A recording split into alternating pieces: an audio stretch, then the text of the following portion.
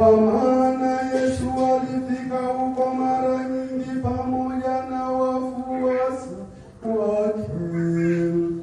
Basi Yuda alipokwisha kupokea kikosi cha askari na watumishi waliotoka kwa makuhani na wakuu na Mafarisayo, akaja huko na taa na mienge na silaha.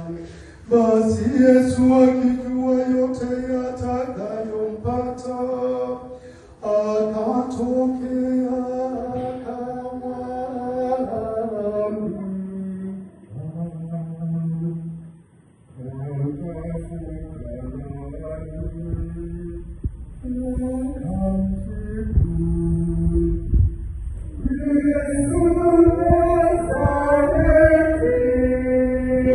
Yesu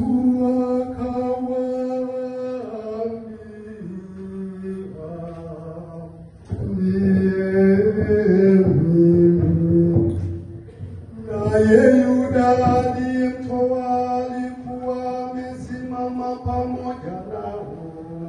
Basi alipowaambia ndiye mimi, walirudi nyuma wakaanguka chini. Basi akawauliza tena, "Mwamtafuta nani?" Nao wakasema, "Yesu Mnazareti." Yesu akajibu, "Nimekwisha sema kwamba ni mimi.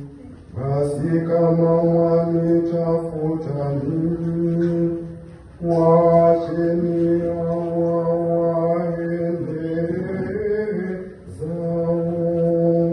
Ili litimizwe lile neno alilosema, "Hawa ulionipa sikumpoteza hata mmoja wao."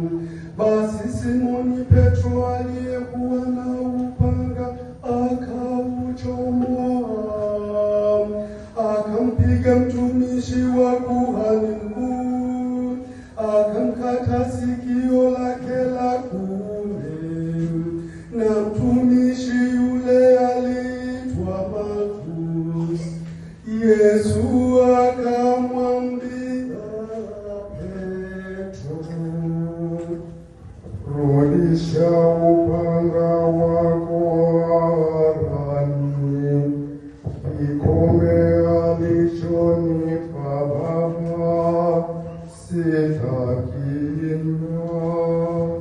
Basi kikosi na jemedari na watumishi wa Wayahudi